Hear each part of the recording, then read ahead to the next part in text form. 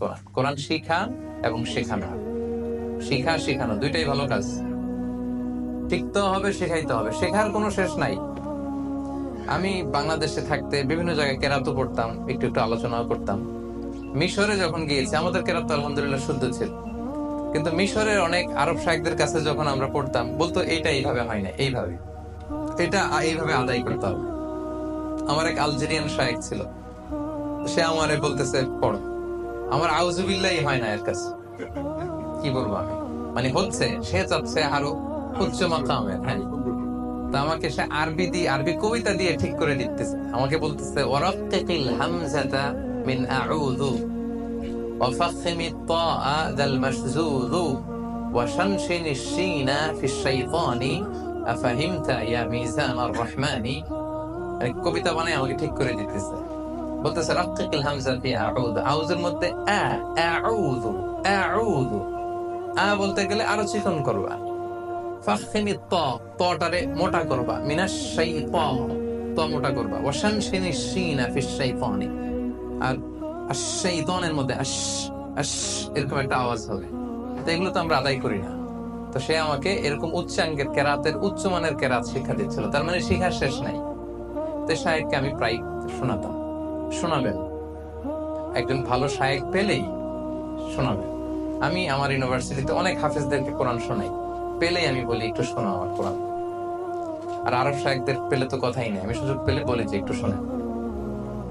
তো আপনি কোরআন শোনাবেন, কারণ কোরআন শিখা শেখানো it's a life long process, এটা শেষ নাই। খায়রুকুম মান তাআল্লামাল কুরআনা ওয়া আল্লামাহু, the best person among you who learns Quran and teaches it to others.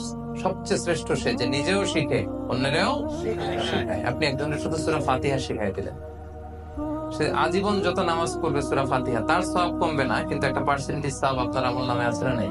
আছে।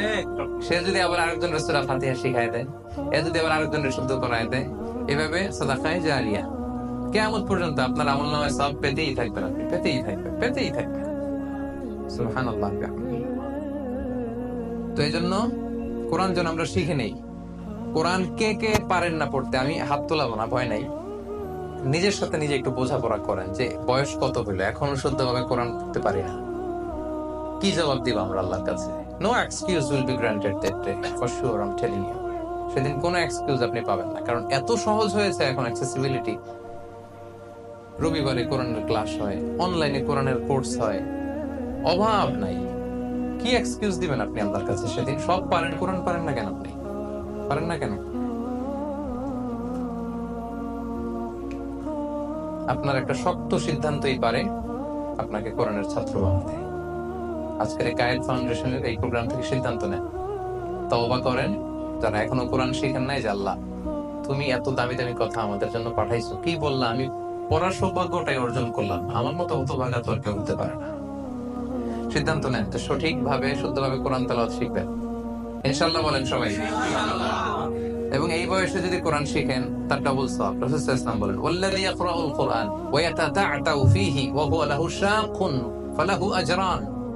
যে কোরআন পড়তে যে তা'তা'a ইয়াতাতা'তাউ, এর অর্থ হচ্ছে জিহ্বায় আটকে যায়। পড়তে গেলে বয়স হয়েছে 50, এখন জিহ্বা মোটা হয়ে গেছে, পড়া যায় না, আটকে যায়, এর ডাবল সওয়াব। কোরআন পড়তেছে এই সওয়াব, আর ওই যে আটকে যাচ্ছে ওইটার সওয়াব। সুবহানাল্লাহ ওয়া বিহামদিহি। কত সহজ করে দিয়েছে আল্লাহ। তো এই জন্য আমরা কোরআন শিখবো, শিখাবো। রাসূলুল্লাহ সাল্লাল্লাহু আলাইহি সাল্লামের কাছে জিবরাইল আলাইহিস সালাম প্রতি রমাদানে পুরো কোরআনটা রিভাইজ করে শোনাতেন। সারা বছর যা নাজিল হয়েছে জিবরাইল ইসলাম রিভাইজ করতেন। এবার জিবরাইল ইসলাম চুপ, রাসূল সাল্লাল্লাহু আলাইহি সাল্লাম পড়তেন, রিভাইজ করতেন, জিবরাইল শুনতো। যে বছর রাসূল সাল্লাল্লাহু আলাইহি সাল্লাম ইন্তেকাল করবেন, ওই বছর পুরো কোরআনটা জিবরাইল রাসূল সাল্লাল্লাহু আলাইহি সাল্লামকে 2 বার শুনিয়েছেন। রাসূল সাল্লাল্লাহু আলাইহি সাল্লাম জিবরাইল ইসলামকে 2 বার শুনিয়েছেন। কোরআন এমনি এমনি আসে নাই আমাদের কাছে, এটাতে অনেক এফোর্ট, অনেক ডেডিকেশন, অনেক ব্যাপার ছিল। এবং স্বয়ং রাসূলুল্লাহ সাল্লাল্লাহু আলাইহি ওয়াসাল্লাম, আমরা তো মানুষের কাছে কোরআন শোনাইতে গেলে লজ্জা লাগে, রাসূলুল্লাহ সাল্লাল্লাহু আলাইহি ওয়াসাল্লাম সাহাবীদেরকে কোরআন শোনাতেন। সাহাবীদের মধ্যে সবচেয়ে বড় কারি সাহাবী ছিল উবাই ইবনে কাব।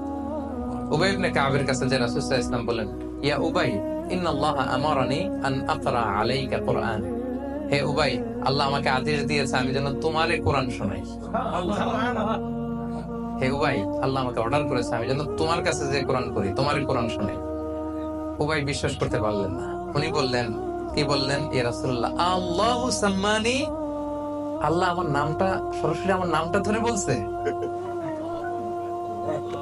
আল্লাহু সাম্মানি, রাসূল সাল্লাল্লাহু আলাইহি ওয়াসাল্লাম বললেন, নাম, তোমার নাম ধরে বলেছে। উনি আবার বললেন, আনা যুকিরতু ইনদা রাব্বিল আলামিন, আমি আরশের মালিকের সামনে আমার নামটা উচ্চারিত হয়েছে, উনি আমার নাম নিছে। রাসূল সাল্লাল্লাহু আলাইহি ওয়াসাল্লাম বললেন, নাম, হ্যাঁ ও ভাই, তোমার নাম বলেছে। উনি আবেগ আপ্লুত হয়ে কান্নায় ভেঙে পড়লেন।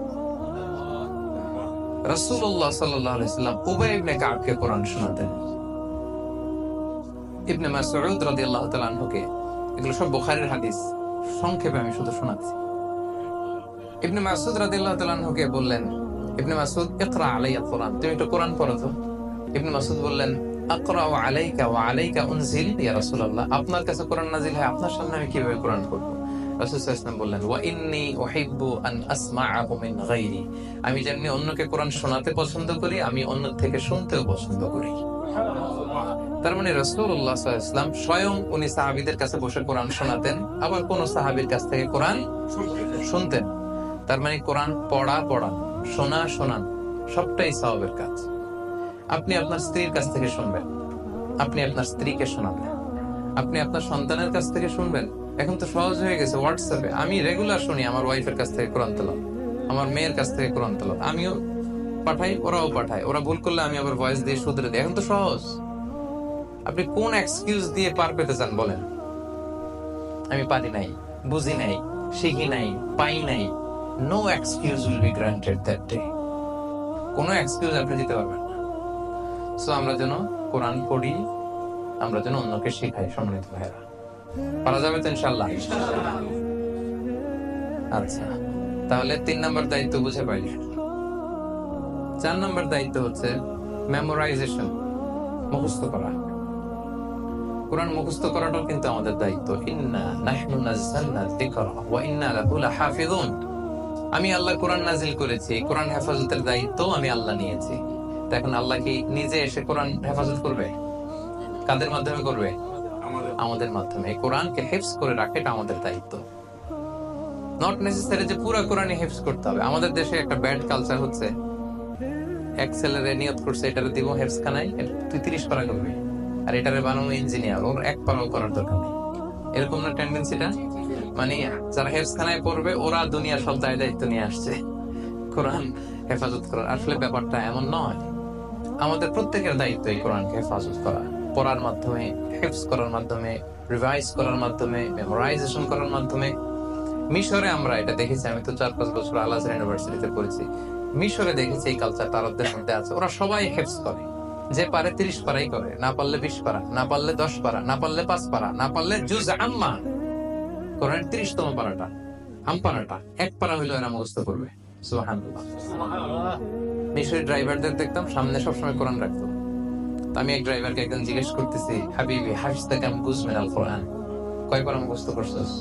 আল্লাহ মা আলিশ বা 10 আজজাস। মানে সে লজ্জা পেয়ে গেছে, বলতেছে আমি আসলে খুব লজ্জিত, আমি তো বেশি পারি নাই, মাত্র 10 পারা। পেশায় কি? পেশায় ড্রাইভার। আর আমাদের দেশের ড্রাইভার গুলা দেখেন, গাঞ্জা খেয়ে এরপরে ট্রাক নিয়ে নামে রাস্তায়, ইয়াবা খেয়ে, সিগারেটের গন্ধে আপনি কাছে যেতে পারবেন না। আর ওখানে ড্রাইভাররা মুখস্থ করতেছে, পরিবেশ এটা করে নিছে, সবাই মুখস্থ করে। 5 পারা 10 পারা ভেরি কমন, এটা সবাই, এটা জিজ্ঞেস করা লাগে না। 5 পারা 10 পারা এটা প্রত্যেকেরই মুখস্থ। তো এই ট্রেডিশনটা আমাদের নাই। এবং দেশের বাইরে বিভিন্ন জায়গায় কিন্তু পার্ট টাইম তাহফিজ সেন্টার আছে। আমার ছেলে ইঞ্জিনিয়ার হোক না, অসুবিধা কি? ও লয়ার হোক না, অসুবিধা কি? ও পার্ট টাইম তাহফিজ করবে, 5 পারা 10 পারা যতটুকু পারে মুখস্থ করবে। এটা পারা যাবে না আমাদের? বেশি না পারি আমরা ছোট ছোট সূরাগুলো মুখস্থ করতে পারবো না?